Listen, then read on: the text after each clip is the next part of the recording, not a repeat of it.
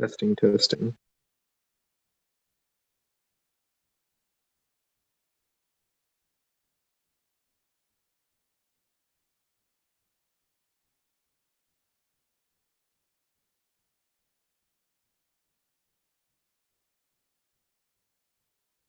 Are you able to hear me?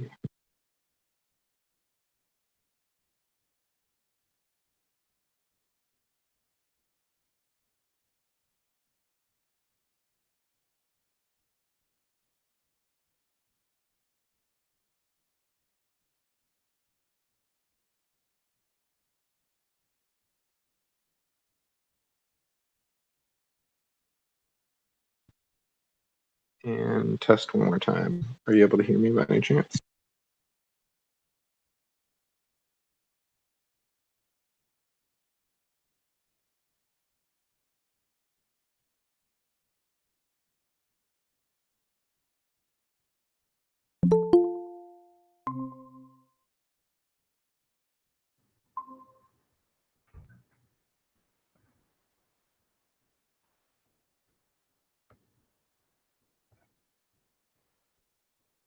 Hello. Can you hear me? Okay.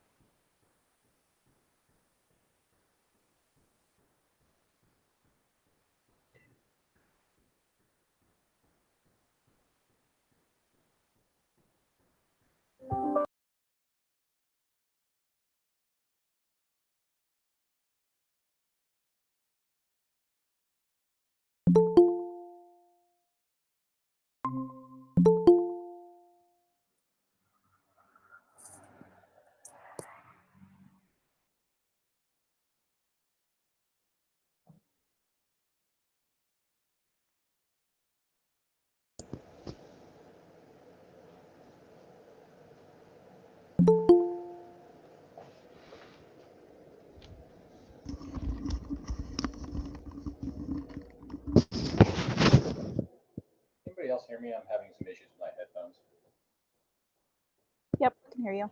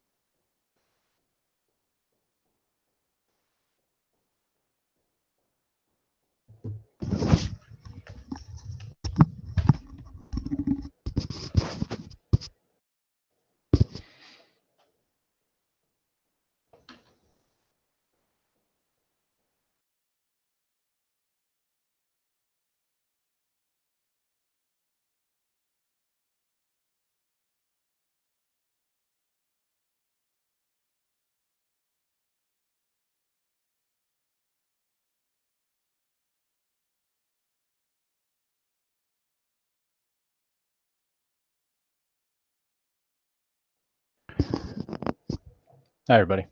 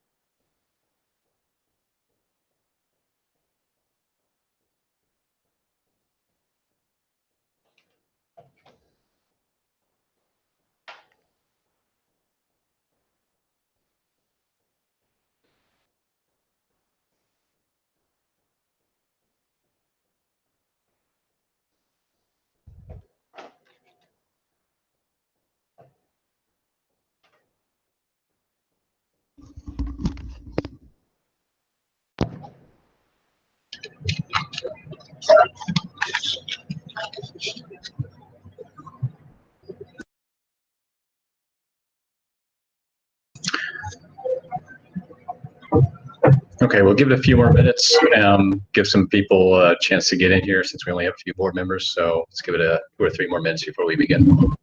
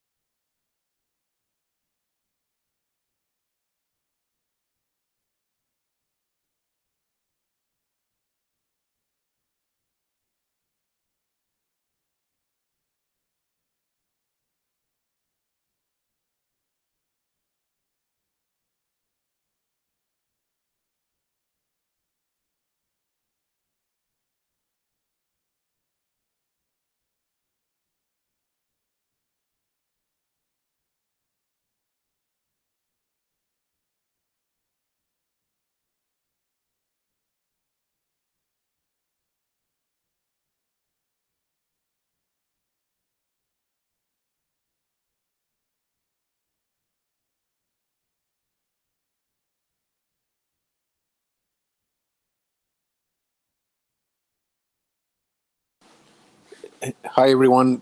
Can I not hear anyone or nobody's talking? I can hear you, Jose. Can you hear me? Oh, okay, yeah, I didn't know. Okay, Okay. everybody was quiet, so okay, I thanks. think a lot of people are on mute, Jose. Oh, that's Yeah. what it was. Okay, good. It's not Yeah, me.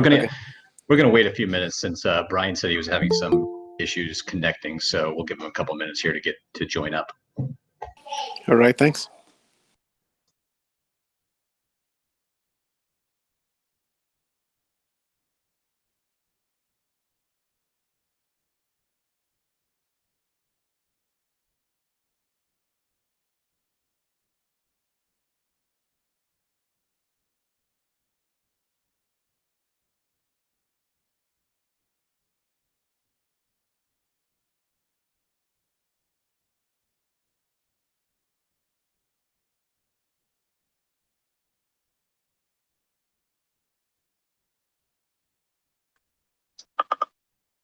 Do you have the YouTube stream open in the background? Yes, thank you. I was monitoring that for any comments. I will mute that. Thanks, Stephen. My pleasure.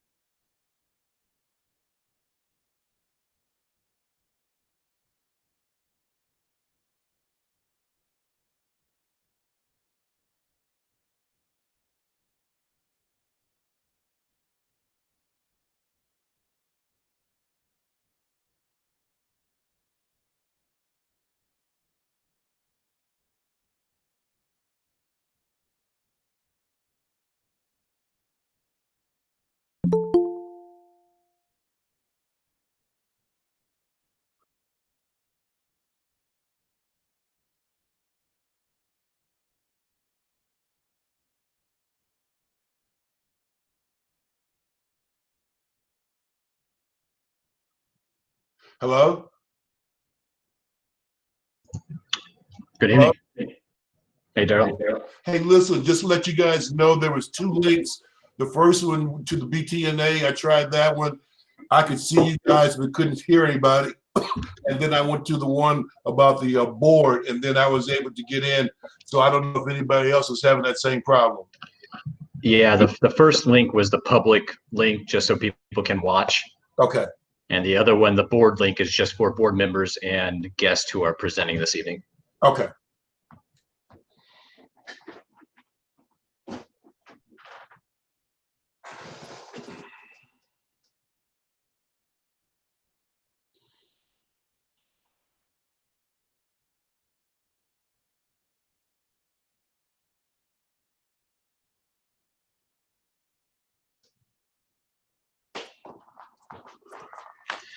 Okay, I'm going to send a quick email to the rest of the board to make sure everybody understands the difference between the two links, and then I think we can probably just go ahead and get started with some of our reports. So give me just a minute, and then we'll jump in.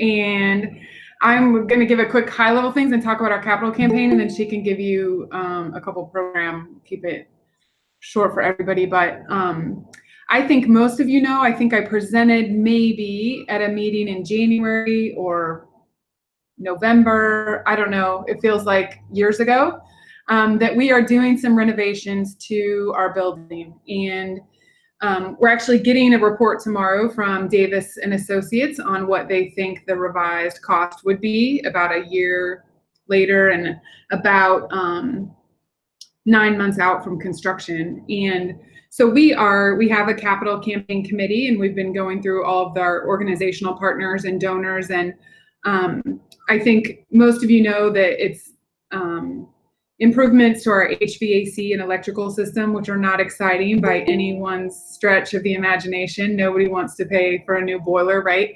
But we have a $1 million grant from United Way that we have to match to be able to get that. And so I've been talking to all the local churches, and a few of you I know participated in the original feasibility study that we did. So we met with some of you to just talk about whether you thought it was a good idea. And we pitched the idea of a $7 million campaign where we would build on a gym or a childcare center or some kind of addition to expand programming. But we're going to start with this $2 million campaign that is essential,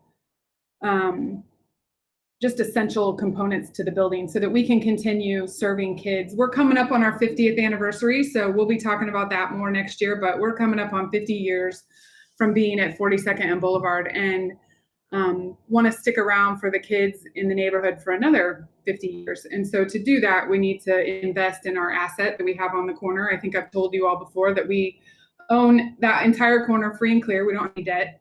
And want to invite the BTNA to think about donating, making a gift to that capital campaign. I know that you always make gifts to us anyway, but thinking about designating something that we can then go back to United Way to say that our neighborhood association supports this campaign as well, which would be really important to us.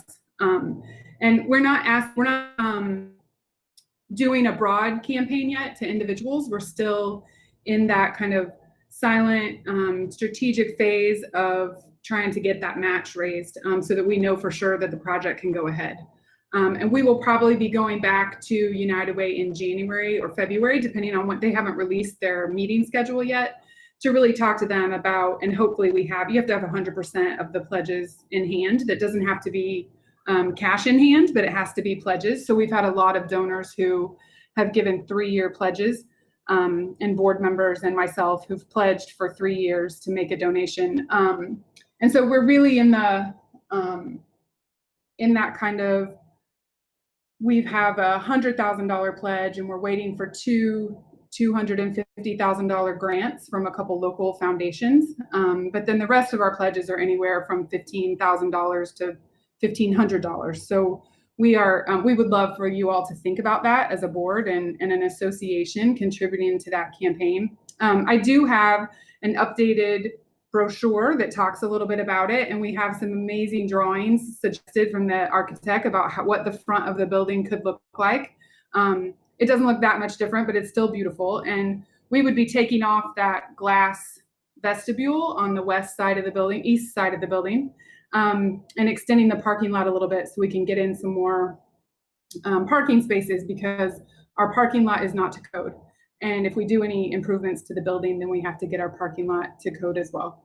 But thinking about that, I want to invite any of you individually to come talk with me. We can sit out in the parking lot and go over that brochure, answer questions. Since we're not doing those building tours anymore like we were doing before, a couple of you came to those. And then Willow Marketing, that is on Meridian, 36th and Meridian, they have volunteered to do a video for us that's kind of a virtual tour of the building. So you'll see some more videos come out and other social media stuff and things that I can share with you all, since we can't physically let folks in the building. We are going to do e-learning support starting on August 24th in line with the school schedule at School 43.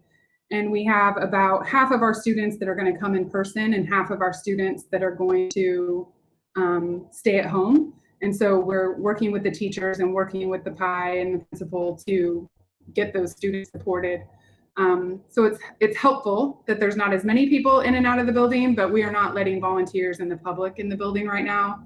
The church that meets there is having a small amount come inside for service, but in general, we don't have the normal volunteer opportunities that we would normally have.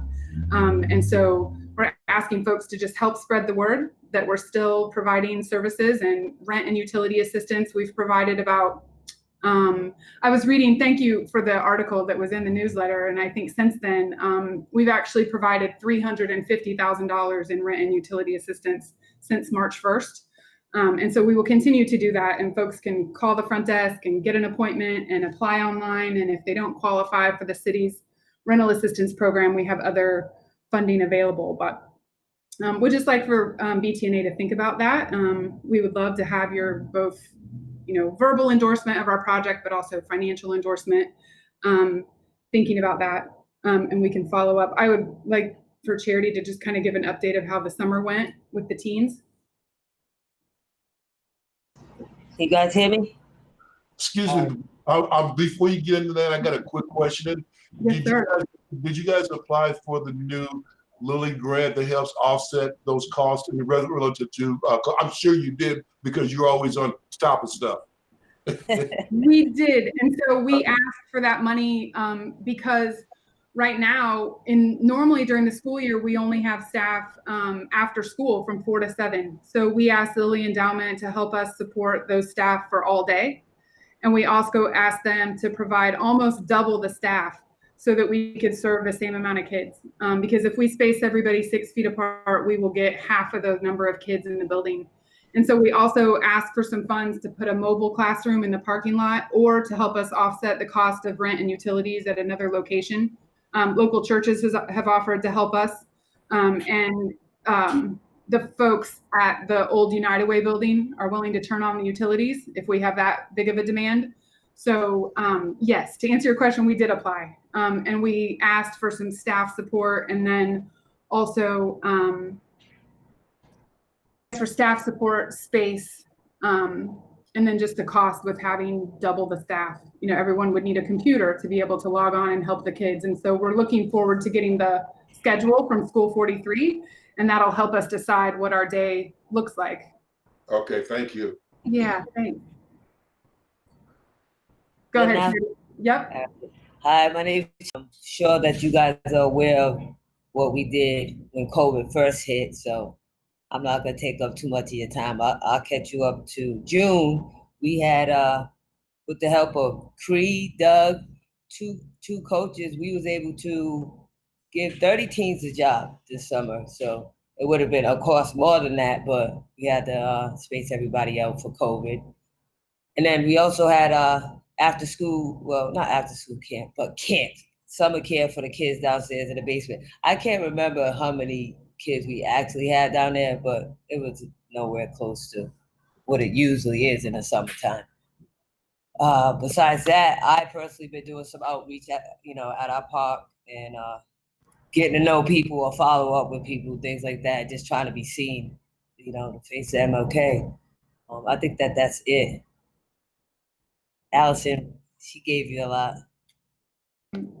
Yeah, we had 20 elementary age kids instead of 50 and 30 teenagers instead of 50. So just about half capacity in both of those, and that's what it'll look like for the school year, and the tech center. So the tech center, usually can have 20 or 25 kids at a time, and we'll probably have more like 12 and then have another room for the other 12.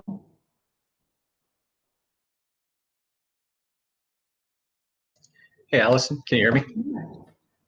Okay, sorry, I'm trying to take notes or minutes as I'm listening, so I may have missed a few things.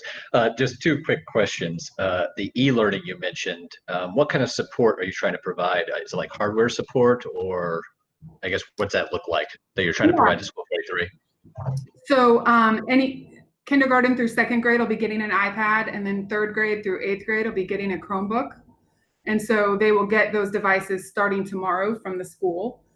So what that looks like is us touching base with kids at home. We'll have a virtual buddy who can check in on them. Some of them are getting tutoring virtually already, and they'll continue to get that, and then adding that for some additional students to get one-on-one tutoring via Zoom.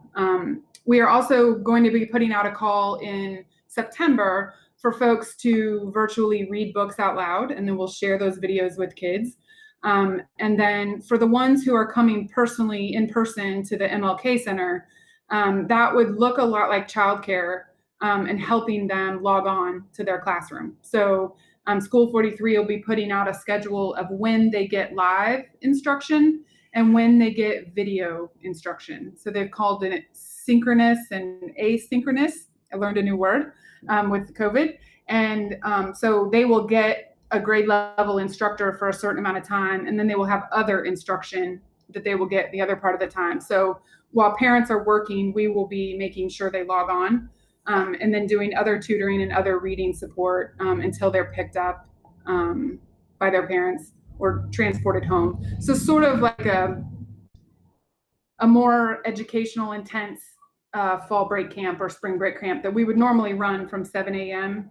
to right now. I think the hours that a couple of parents have asked for is going to be 7:30 to 4:30.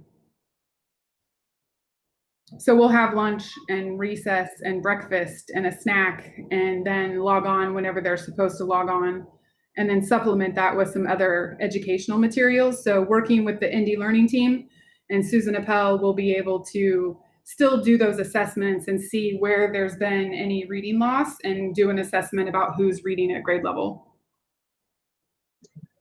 Okay, thank you. One other thing, one clarification. I know you probably mentioned this at many past meetings, but the capital campaign, how long is that running for? We are hoping to go to United Way at their first meeting of 2021 with all of the pledges in hand.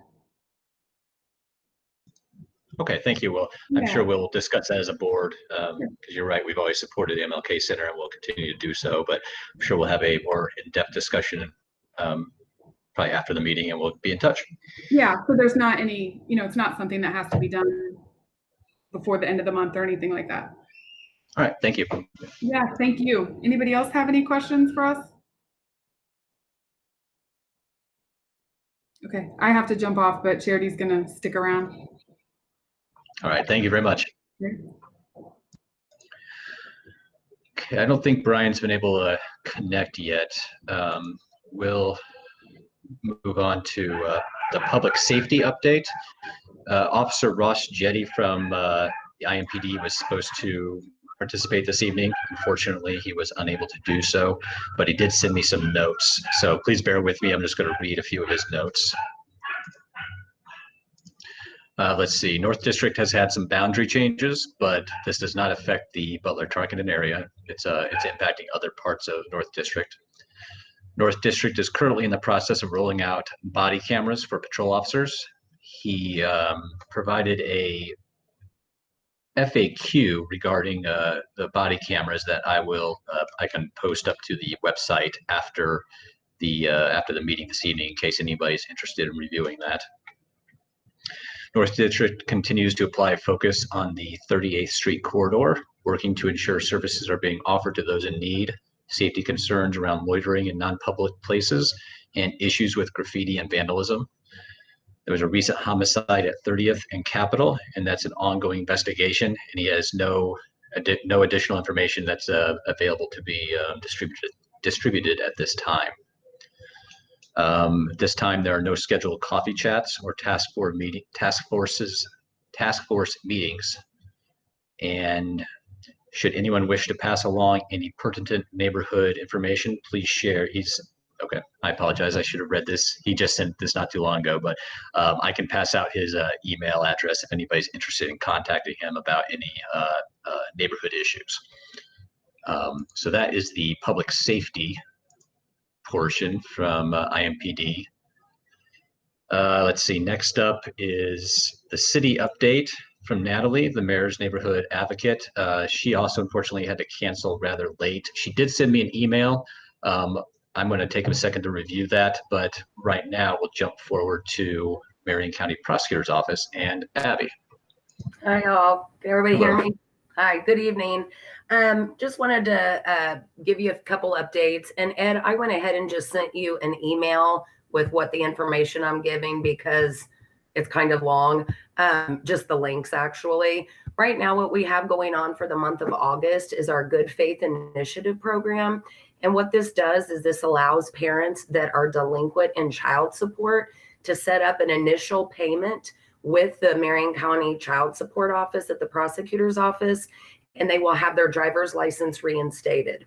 The biggest question is people say, oh, you pay one payment, you get your license, and that's it. Actually, that's not. What we're doing is we are offering them the opportunity to set up with us, to provide with us, with the Child Support Division of the prosecutor's office, to provide their employment information, personal updates. They will then talk with a prosecutor and attorney to see what they can set up, good faith on their part. After one payment is made, we will reinstate the driver's license. If after 3 consecutive payments are not made, that license will then be resuspended. So again, for the month of August, we're allowing people then again to put forward this good faith initiative to reinstate suspended driver's license. Those are issued and suspended within Marion County. And to sign up or to apply for that, I went ahead and sent the link to Ed. But also, please feel free. I don't know if everybody has my information. We're working from home, but I've always got my cell phone and my laptop. All city county emails are first name, period, last name at indy.gov.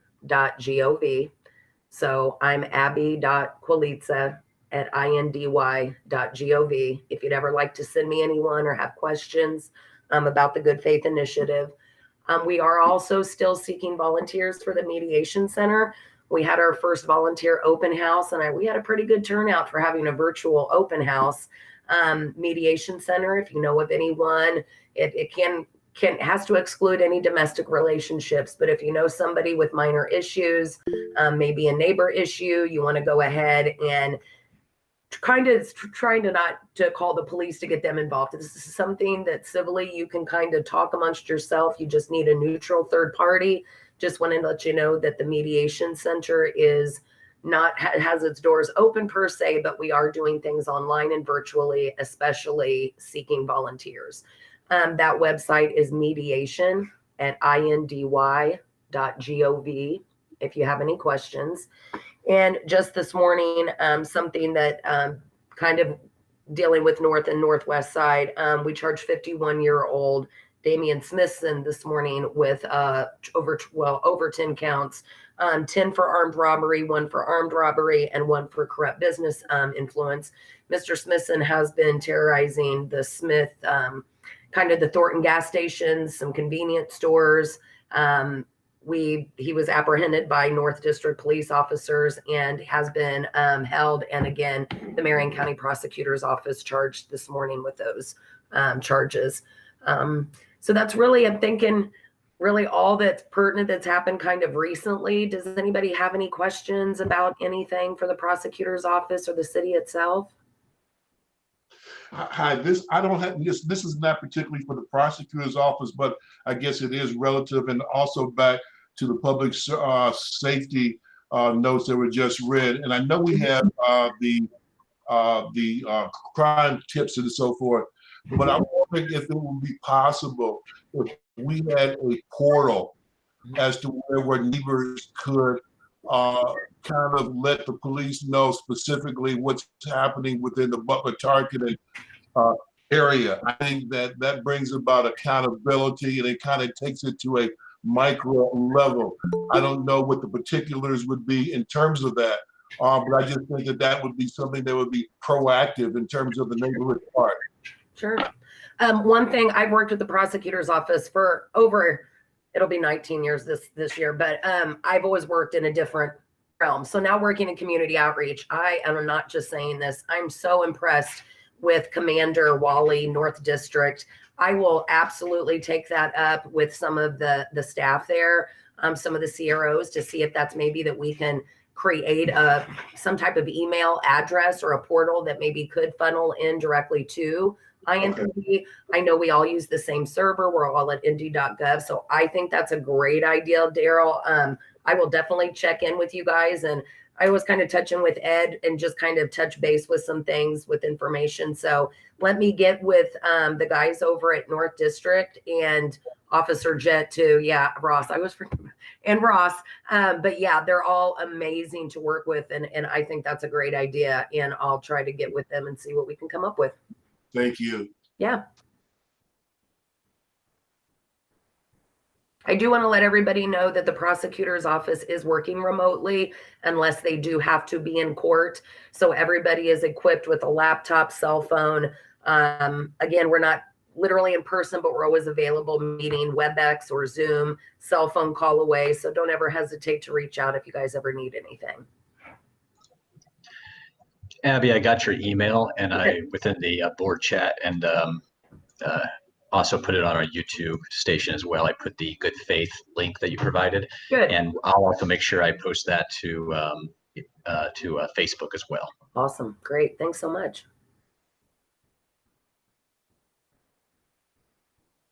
All right. Thanks, guys. Thank you. Any other questions here?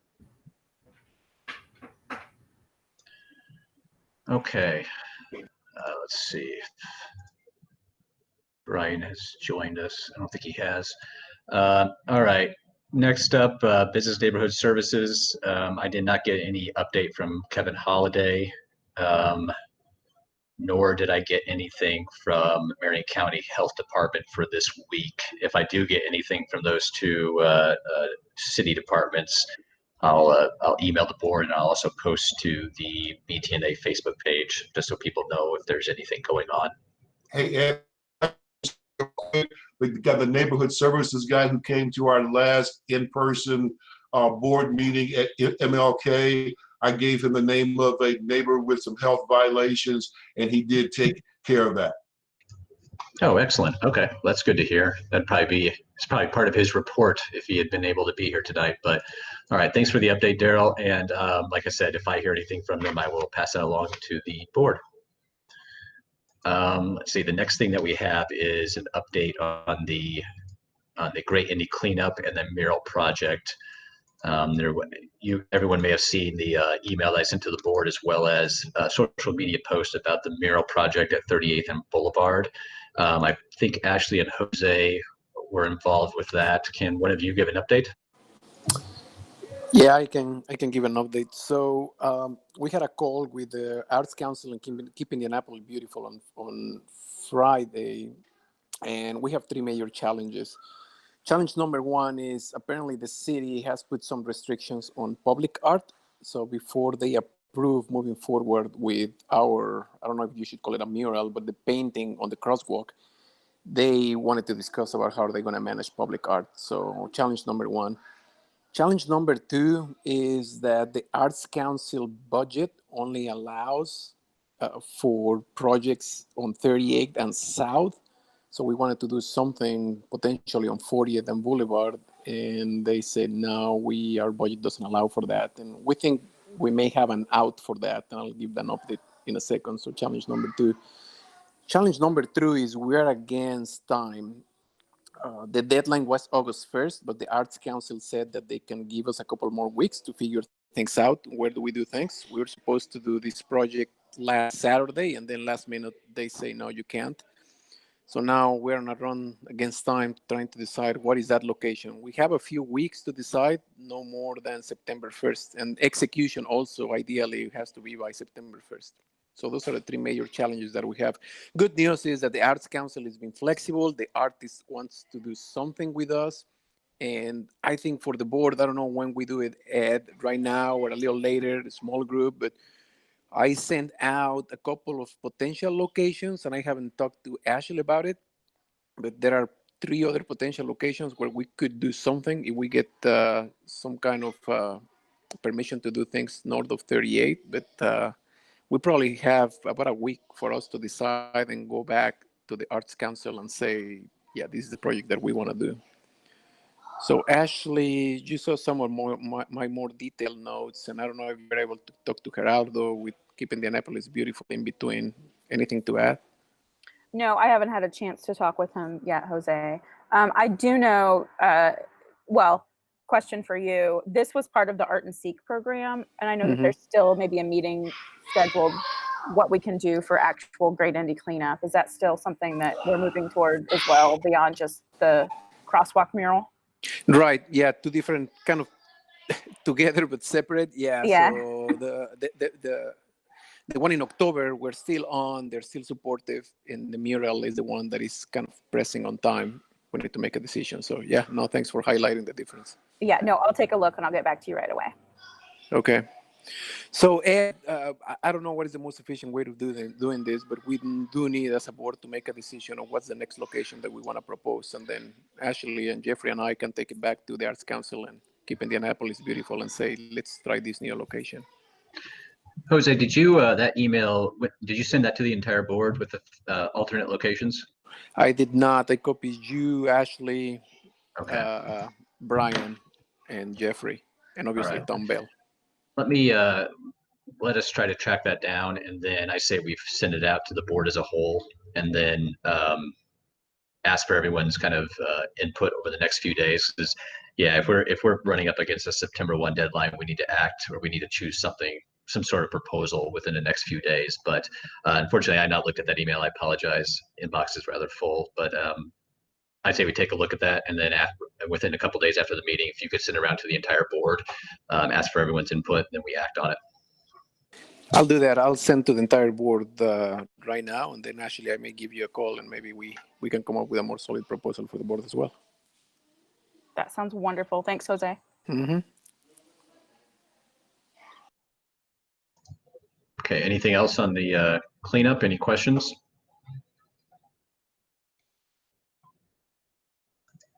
Okay.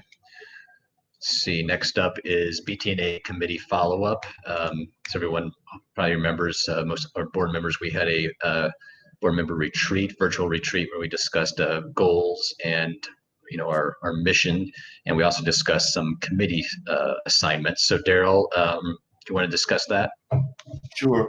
Hey everybody, first of all, I want to start out with an apology.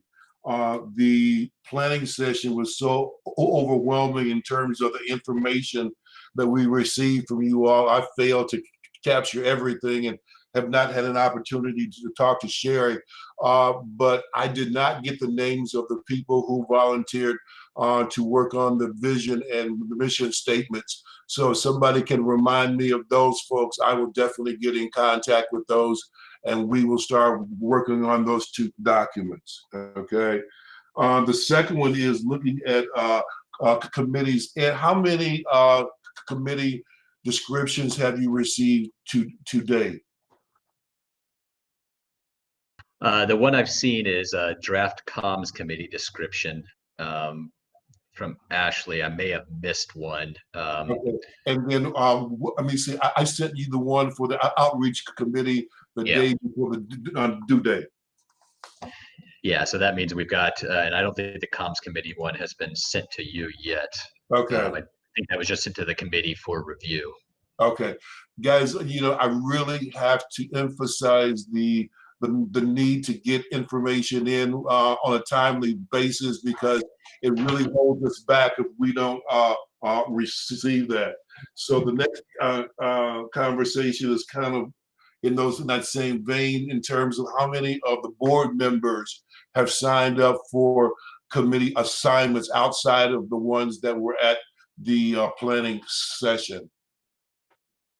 Probably not many. Okay, and then the next part of that is, have we made any initiative to reach out to those board members who have not signed up to a committee, inviting them to sign up? Daryl, I have not reached out, but I can, once we know who the specific people who have not signed up for a committee, I can certainly send out an email to them. Okay, great.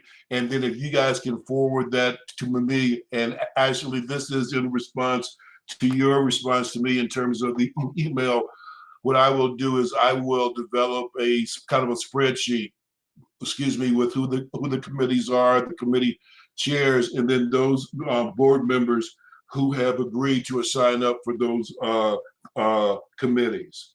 Okay. Let me see. Let me see. Corporate.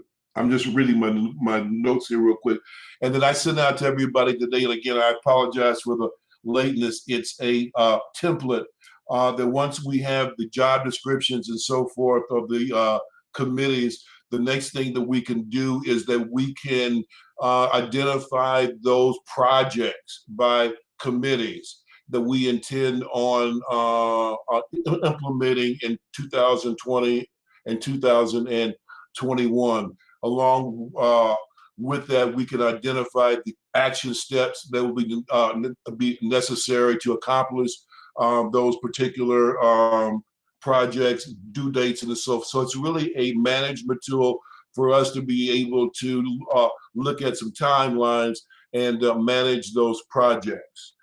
Let's see what else.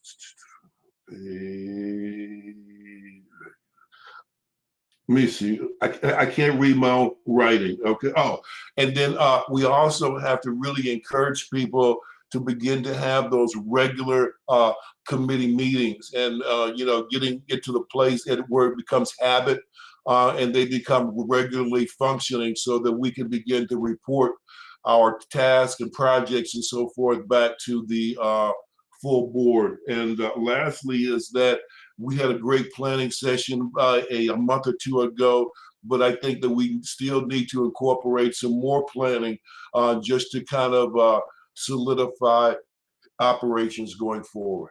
Okay, so that's my report. Hey, Daryl. Yeah. Would you be up for a phone call, you and I, tomorrow, just so we can, we have got a lot going on with the committees. I want to make sure that we get emails out to everybody who needs the emails. Sure. Would you be available sometime tomorrow for you and I to chat? Absolutely. Okay, I'll send you a text message after we're done with this, and we can set something up, okay? Sounds good. Hey, sorry, Daryl, it wasn't that clear to me, Annette. So you remind me, how many committees did we say we will form? Like 6, is that right? I think there was 5 or 6, and there was some discussion about a subcommittee. So I would really have to see that list, Jose, to really be able to answer that question accurately. Okay, and you said you only received 2 descriptions? Yes. Okay, thank you. And I really hope that we make it clear to board members that as it's a requirement as a board member to serve on one of the committees. Yeah, we'll definitely emphasize that, especially for any individuals who may not have been able to attend the planning session. Okay. Anybody have questions for Daryl?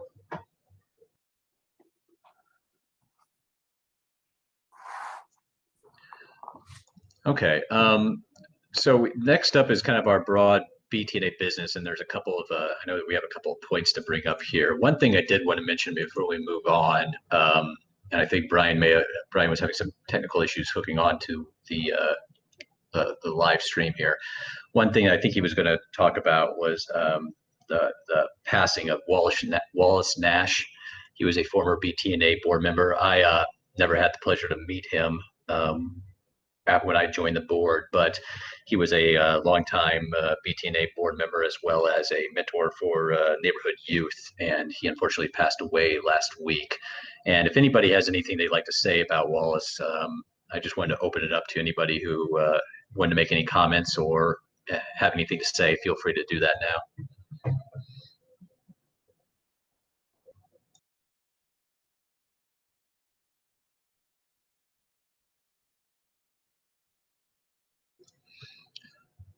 Okay. Well, we will move along.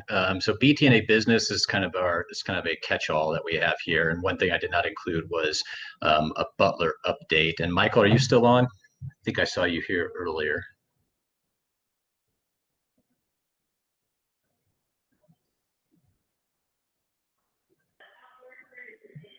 Yeah, I'm here. Sorry, guys. Hey, Michael, how you doing? Good. How are you guys? I'm trying to get my camera on too. We got a storm rolling in here. Oh yeah, we do have that storm. So anyway, batten down the hatches. But anyway, yeah, I'm here and happy to provide a little bit of a Butler update, at least what I know to date. Some folks may have seen that we've had some fluid changes with students returning to campus, and that started this last Saturday. We had some upperclassmen return and move into the apartment village and a couple other residences on campus. And right at the last minute, we changed some policies.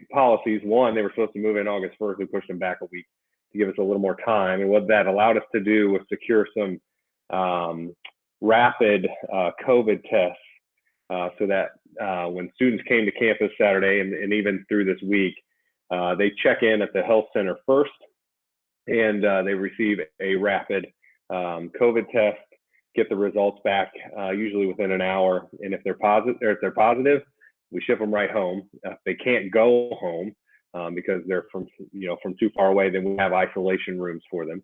They test negative, then we send them on their way, and they can check into the residence hall. But they have to do so by themselves since they are the residents, so their parent cannot help them move in or anything like that. So that will continue for the next couple of weeks. This weekend will probably be our biggest, as we'll welcome first-year students.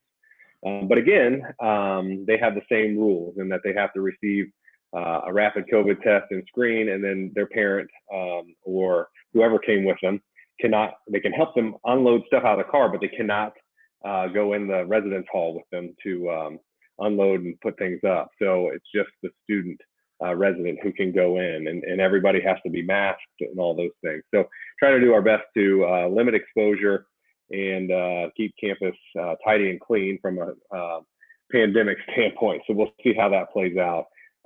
Also, you may have heard about with regard to students return to campus, we lifted the campus residency requirement, and that requirement states that if you are a freshman, sophomore, or junior, you are required to live on campus unless you have an extenuating circumstance, whether that's your family lives close and you want to be considered a commuter or something else. Otherwise, if you're a first year sophomore or junior, you're going to live on campus, and if you're a senior, you may choose to live on campus, but if you want to live elsewhere off campus, you can.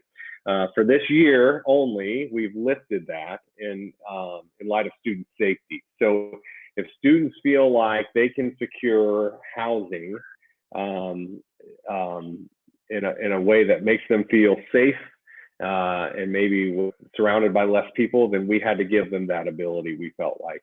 Now, when we made that announcement, it was really about a week ago, they only had a number of days to do it.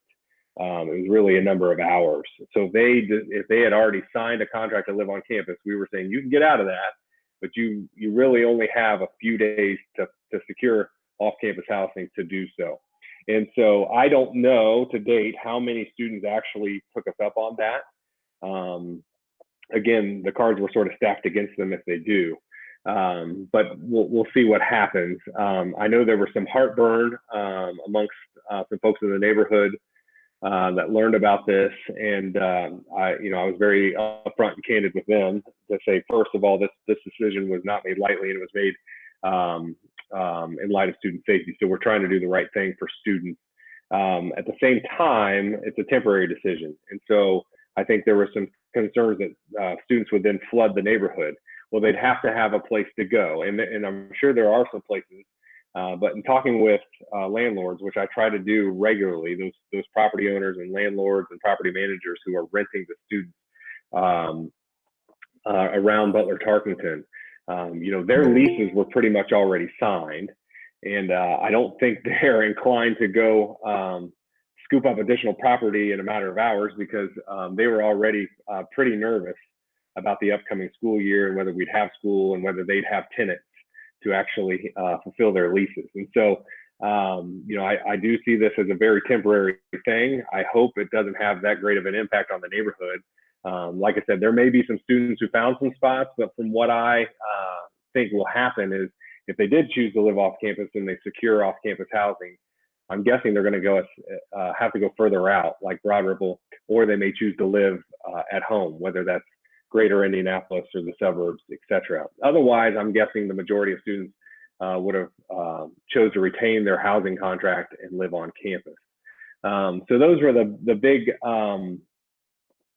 student housing and return updates and safety and health protocol updates. Again, I don't have numbers for you yet. But when I get them, I'm going to be happy to report them. I'll relay them to Ed and Brian and probably inform the board as well. But, the numbers I'm sort of looking for at this point are student occupancy numbers on campus and off campus. And then also just the makeup of our academic year. I am on staff at Butler, I do external relations, but I also teach a course in our College of Communications, and I'm currently not on campus right now. I'm working from home. I'm also going to teach remotely, and I know a lot of our faculty and staff have made arrangements to do so. So while students are there, a lot of their classes will not be in a classroom. They'll be virtual. However, there are a number of faculty who are teaching, and what we've done is expanded classrooms. Since we're not having events, we've taken a lot of larger event space and turned them into classrooms. If you've ever been on campus in Atherton Union, we have the Riley room. It's just a great room. We have events in there. Well, that's now a classroom. And it's a large room that's very spread out with desks that are 6 to 8 feet apart throughout the whole thing. And so, what classes are on campus, and there will still be several, are now in new classrooms that are very spread out that can accommodate students but keep them safe. When students are in those classes, they will be masked, as will the faculty. So it'll be very different. But I'm still looking for some data and some numbers to give you in terms of what our occupancy rates look like, and then what classes look like in terms of what's virtual, what's not, what's hybrid, those sorts of things. Just because I think you'd probably be curious to know. And then also from a number standpoint, while we have had some staff layoffs over the spring, the majority of the staff were retained. There were some layoffs and furloughs, but again, the majority of staff and faculty were retained. And that's large in part because our student census data is great. We had a goal for first-year students of 1175. Our first-year class came in around 1140, and to do that during a global pandemic was phenomenal. So we're very happy with that number. That's not our largest class ever, but that's up there, 1,140 first-year students. So again, first year, sophomore, junior, senior numbers look good. And so we're happy with that. And at a place like Butler, where 80% of your operating budget comes from tuition, that's good. And so what we want to do is keep students there so they have a great experience. And so they're renting space from us. That room and board number is also critical. And we had to refund quite a bit of that in the spring when we sent students home. And that's what led to some of the layoffs and furloughs. And so if we can avoid that, that would be good. Now, on an athletic side, you may have seen we are not going to have a football season, at least in the fall. And so you won't hear any football games. You may hear some practice. There are some non-contact, I believe, no pads practicing still occurring for football. So you may hear some of that, but you won't have games. And then we're waiting to hear from the Big East in terms of what their plans are for the fall. Right now, they said they will not do non-conference games, but right now they're proceeding with a conference schedule. But again, that remains to be seen. So we'll see what happens. And I think the big, I'll wrap with this. The big question is what's going to happen with basketball, and we don't know. A lot of those players are back, and they're getting enrolled in class and already doing some individual practices and some scrimmages on their own. But basketball is a big moneymaker for us in terms of our athletic budget and propping up a lot of the other teams, especially the non-Olympic sports. And so that's good revenue for us. And so we'd love for our team to be able to play basketball, but certainly want to keep our campus and our student athletes safe. And so we'll see what happens with that. But it's a big question mark. But for now, the academic year is proceeding, and we'll start on August 24th. And we're excited about that. We just hope that we can do what it takes to keep students safe and on campus for as long as possible. But we'll see what happens. I said I'd wrap on that, but one more thing in terms of the academic calendar, I mentioned it would start August 24th. It will go from August 24th basically to Thanksgiving with no breaks. So there will be no fall break. I forget what other, Labor Day not happening. They're going to class. So we're going to try to get them here, keep them safe and healthy in their own circles, and go and try to go all the way through to Thanksgiving, get to Thanksgiving break, send them home, and they'll wrap up any remaining projects and final exams from home. And then we'll go from there. So I think that's it from me in the Butler update, Ed. Hey, Michael, I just wanted to say welcome back. Welcome back. You're looking good. Thanks, Daryl. You're healthy, and I'm holding you personally responsible for Butler playing this year because I don't have anything else to do, okay? Daryl, you and me both. But I appreciate that. As Daryl mentioned, I've been gone for a little bit, and I apologize for that. I had a kidney transplant in January and feel great and back to running and riding and doing all the things I like to do. And so appreciate that, Daryl. But yes, believe me, I would love to have some Butler basketball. I'm right there with you. And I guess if you want to hold me personally accountable, you can, but I got nothing to do with it. We'll see what happens. Fair enough. Anybody else have any questions for Michael? Yes, Michael, can you comment on the committee that you sent out asking us for representatives? Yeah, I can. In light of a few things, and what Brenda's referencing here is as an advisory group to take a review of Butler University Police Department and take a look at the university's utilization of BUPD, both in the past and then moving forward. And a lot of this came about in light of the Black Lives Matter movement that's been happening and the defund police movement.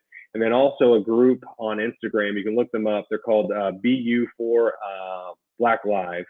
And they put out a list of demands to the Butler administration regarding BUPD.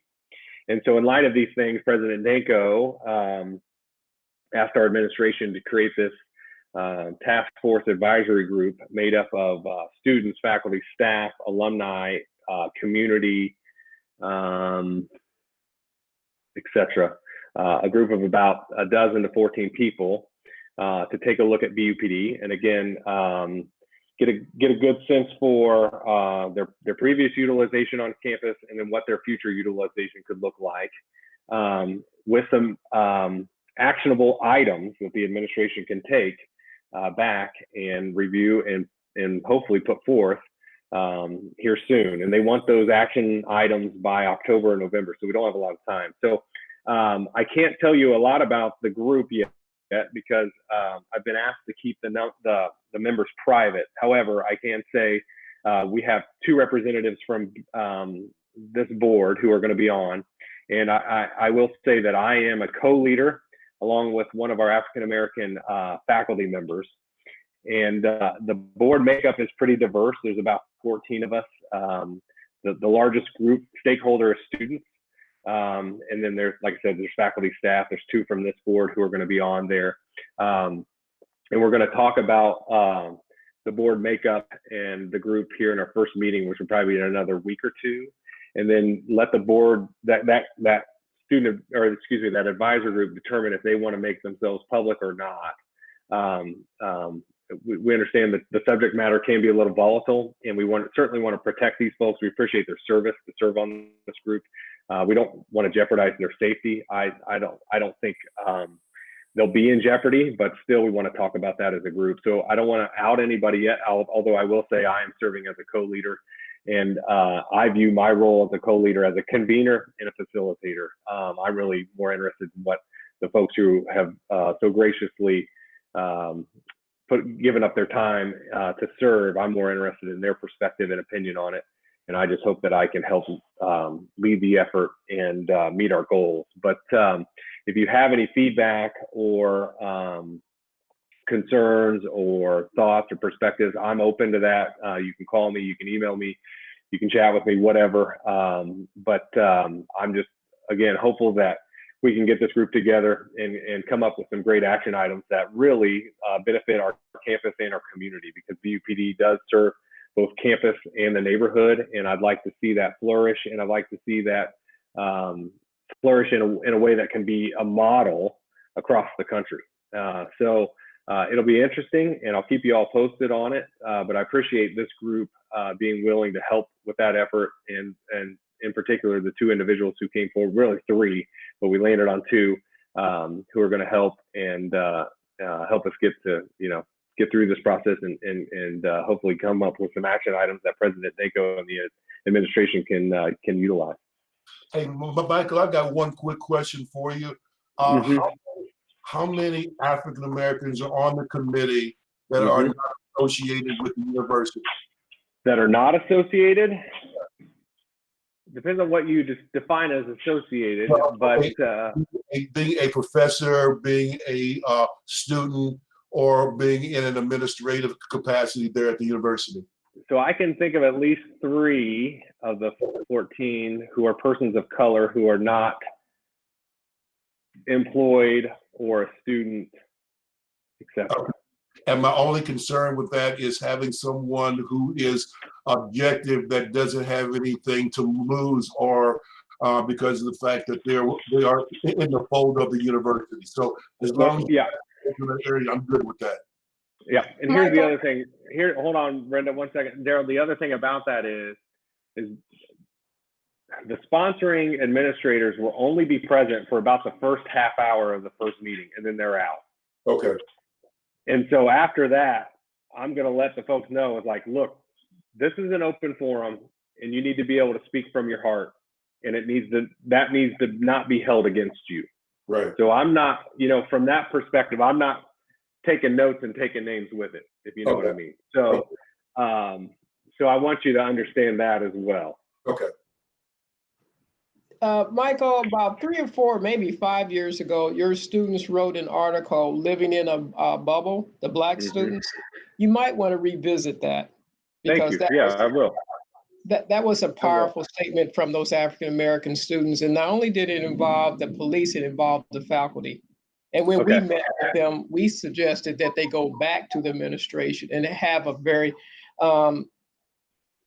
honest conversation with them. I don't know if they did or not, but that would be a good article to start with. Yeah.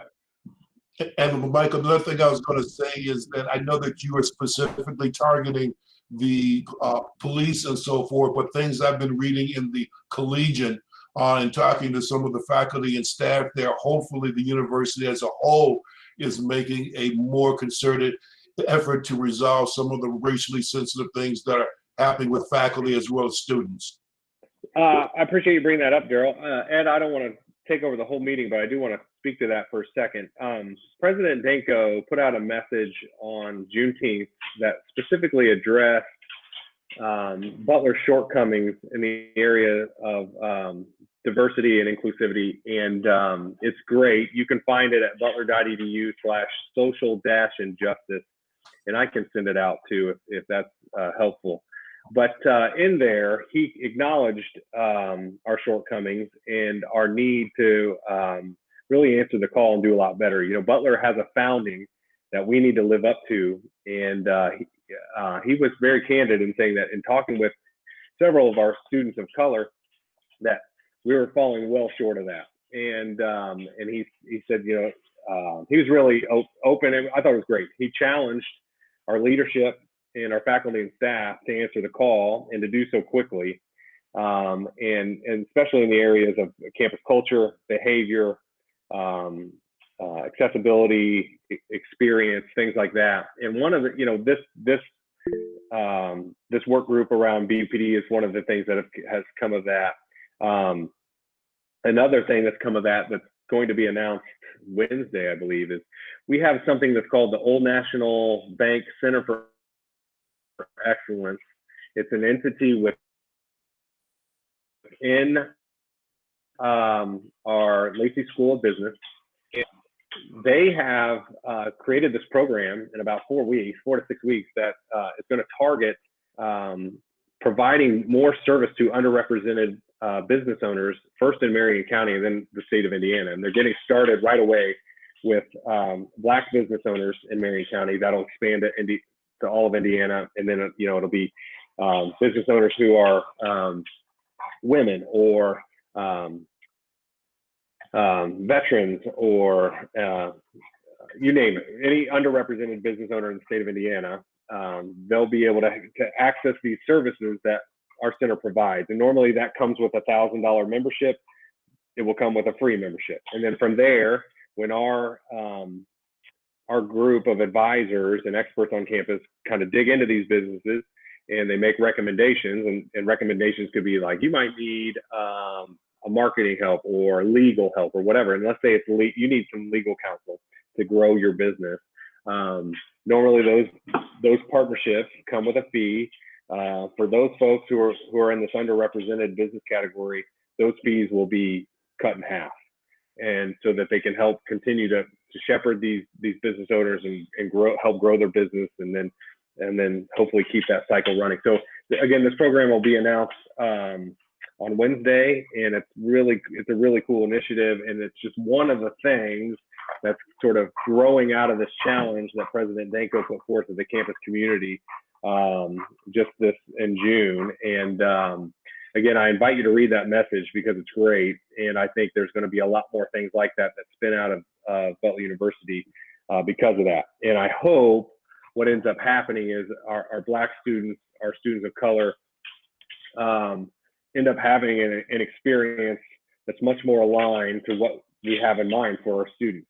Because right now, if you ask those students, they're not having the same experience that our white students have, and that's unacceptable. And so we want to make sure that happens, but then also how we interact with the community, and that's the initiative I just talked about. You know, if we have the resources and abilities to provide for, say, our underrepresented business owners, et cetera, then we need to be doing that. And so I think you'll see more of that from Butler. And I invite you again to get in touch with me if you see opportunities, or if you see places where we're getting it wrong. I'd love to know about it. So I'll leave it at that. Thanks, Michael. Yep, you bet, Daryl. Hey guys, I got to sign out. Ed, I'll look forward to your phone call. Yeah, Daryl, I just sent you a text message about what time tomorrow. So just respond back and we can set something up. And it looks like that storm that Michael mentioned is about ready to barrel through Butler Tarkington with all of our above ground power lines. So if anybody loses power, you know, it's cool if you drop. Does anybody else have anything for BTNA business that they'd like to bring up? Just the one thing, Ed, this is Jose, that I talked to you about Tarkington Park. Oh yeah, that's right. Jose, what was going on with Tarkington Park that you had the concern about? Yeah, so people in on the Nextdoor app have been posting about people not following social distancing, not wearing masks, and personally, I felt comfortable. I've been there a couple of times this weekend, and I was fine with that. My concern was two things. One is I noticed this was in the middle of the day, and people, I'm pretty sure, is smoking marijuana in the middle of the day, which I take my kids, and it just doesn't seem to be. At least this is my impression. Some other may disagree with me, but it didn't feel like it was a very child-friendly environment with people smoking marijuana. Number one. Number two, there were a number of loud cars playing explicit music in there, and again, well, families with kids, they may not feel comfortable. It's not the music itself; it's just explicit music and some of the language in there that make some families uncomfortable. So I don't know exactly how to address this. I don't know how many people felt uncomfortable or not. It was not the crowd; it was just those two specific instances. I visit periodically. I wouldn't say like this is all the time, but at least this past weekend, people posted it on Nextdoor, and I visited and I observed the same thing. So just wanted to bring it up, and maybe this is one that we just, over time, we monitor a little bit and we decide if we take any action, if any. But that's what I wanted to share. And Okay, thanks, Jose. If anybody has any ideas on potential outreach efforts or how Jose's concerns could be addressed, feel free to speak out. I thought perhaps we could reach out to Midtown Indy to see if they have any suggestions. But does anybody else have any ideas? I was there. Yeah, Charity. Yeah, the MLK Center. I was there this weekend, and like I do a lot of my outreach over there at the park Monday through Friday. And right after I get out of the MLK Center, I was trying to work it out with Allison that I'm not going to be up there, but they couldn't. It wasn't in our budget to hire another person, but I went up there this weekend, and I agree with you that it was like out of control. I've actually hadn't seen that many people there in a long time. Nobody was social distancing. I talked to a few people to see what was going on. Some of the people that I know, like I've seen the people I've seen there this weekend, I haven't never seen there. I still saw the usuals, but there was just people that I hadn't recognized. And, I have told some of them because, some of them people have guns, and I talk to them about that. And sometimes they park inappropriately, like they used to park on the parking lot, and they had Dollar General. Everything was just packed down there. That's how many people were down there. And from the people that I talked to, it was, we're having a get together. It's a party. I mean, yeah, I hope that doesn't happen next weekend. I don't know why they chose the basketball, the whole park, really. But they wasn't even playing basketball on the court. They're gambling, playing dice, smoking weed, just like he said. And I tell them that that's not allowed at the park. I even had to tell somebody like they had alcohol out, right? But at the same time, I'm not the police. I'm just an outreach worker. I'm a community builder, so of course I'm gonna try to persuade people to follow the law by the way I do it, to let you know, man, that's not worth it to be going to jail, because you can go to jail for that, right? And some listen, some don't, but I'm open to ideas too, because I'm out there and I know a lot of these people, or I know a lot by name and some of them by faces. And the crowd that was out there again last week was more than just the usual. So I mean, I'm saying sorry for them, but it's not my doing. Yeah, thanks for the experience there, Charity. And I think maybe Jose and Charity, maybe we could maybe I send out email to you, to the three of us, and maybe bring in like Micah McHill up at Midtown, and maybe we could, I don't know, brainstorm an idea. Because I mean, we could certainly get IMPD involved if need be as well. Officer Jet had mentioned that he'd be happy to be heard in contact from us. So perhaps the group of us can get onto an email and kind of talk about some efforts to reach out or address the issue. Does that work? Hey, Yeah. Ed, I got a question with that. Yeah, Jeffrey. Hey, isn't this supposed to be, and this a charity, maybe you can answer that. Isn't it supposed to be like a conservation officer or somebody down there for that? You know, I brought that to Allison's attention, and then, we're partners with the Whitney Parks, and I talked to Cassandra about it. Now, I had said the same thing, and they also have told me that the park ranger is supposed to be coming by there, I'm just going to say doing his job. And I was there Saturday from 6 to about 9 o'clock. I got called away to 33 in Meridian. Came back after 9, they were still out there. But what I'm saying, in them 3 hours where I did not move, I didn't see no park ranger come through there. Because if a park ranger did, the way they was parked, like they're parked, you park on left side, right side, they're parked in the middle. If you wanted to leave, you couldn't leave. So yes, it's the park ranger's job. That's what I was told, but I did not see one. So the park rangers, there's actually not very many park rangers. I know, like, I used to do a lot of hiking down on the south side at Southwest Way, and there were a lot of break-ins, and people are always calling the park ranger, and they rarely showed up just because they're spread thin. So it might be, while park ranger would be nice, I think maybe contacting or working with IMPD directly. I know they're part of IMPD, but that might be the best route, is just to contact IMPD North District and see if we can't work something out. And that's what I was thinking, because I thought that was part of, the police department's jurisdiction, along with a conservation officer. Because I know last year, when I used to ride my little motor scooter down there, it was one that was always posted up down there. So I just wonder how, is that something that because of COVID or, so yeah, we can check into that, Ed. You know what I mean? Or ask Bart, or somebody like that, if they would know or have an answer for us. Yeah, and there have been some discussions, because North District has kind of their rally point over at 34th and Boulevard by Crown Hill, and there have been some discussions about maybe moving some officers over towards the park just to kind of be a presence. But I'm not sure where those are, what the status of that is right now.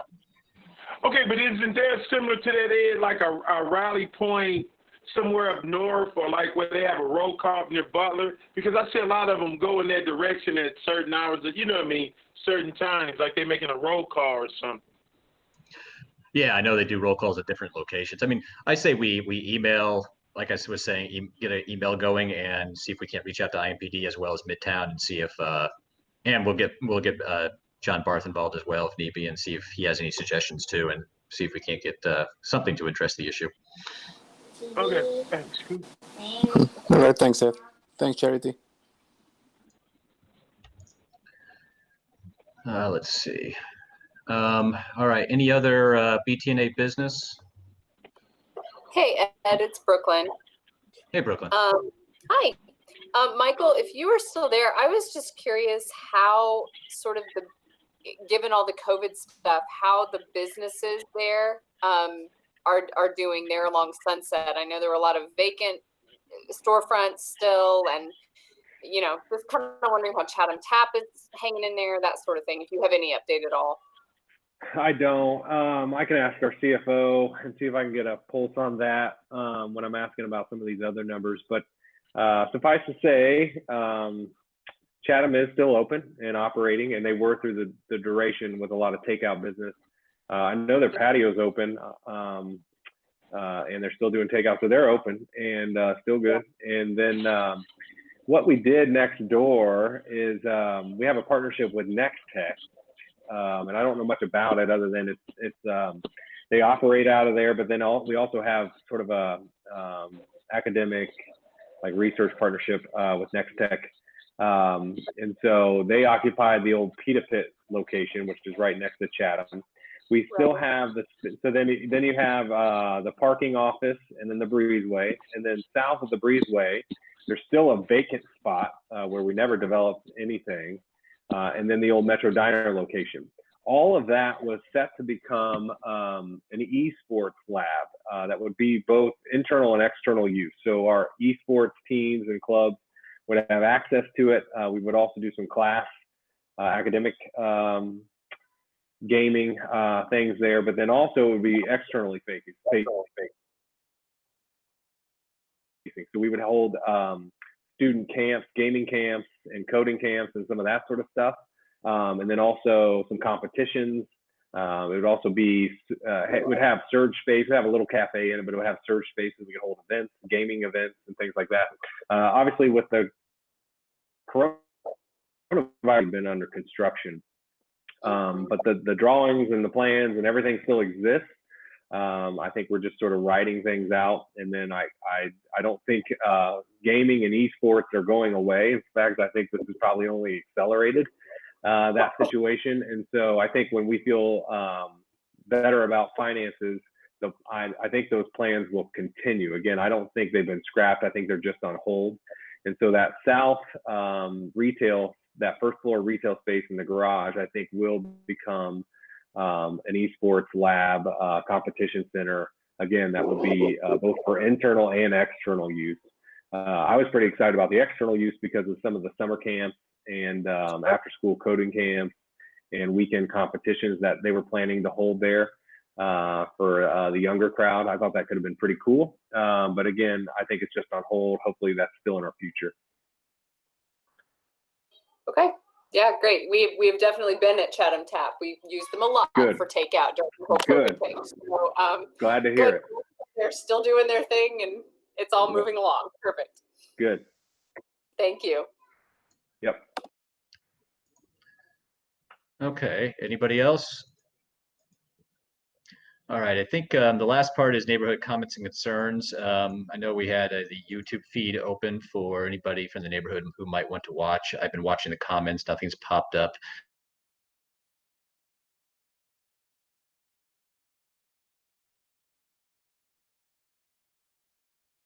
Facebook or at btnapresident@gmail.com, and we'll certainly address those.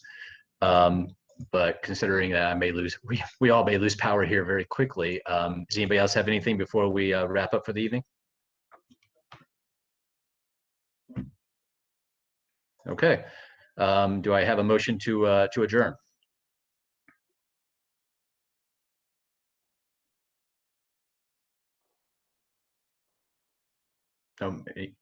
Okay. No motion. All in favor, say aye. Aye. Aye. All right. All right. This wraps up the August meeting of the BTNA. Thank you, everybody, for attending, and hopefully we'll see everybody in person very, very soon. Yeah. Thanks, Ed, for everything. Thanks for always carrying the load. Appreciate it. Yep. Thank you. Bye-bye. Thank you, Ed. Bye-bye. Thanks, Ed. Thank you, Ed.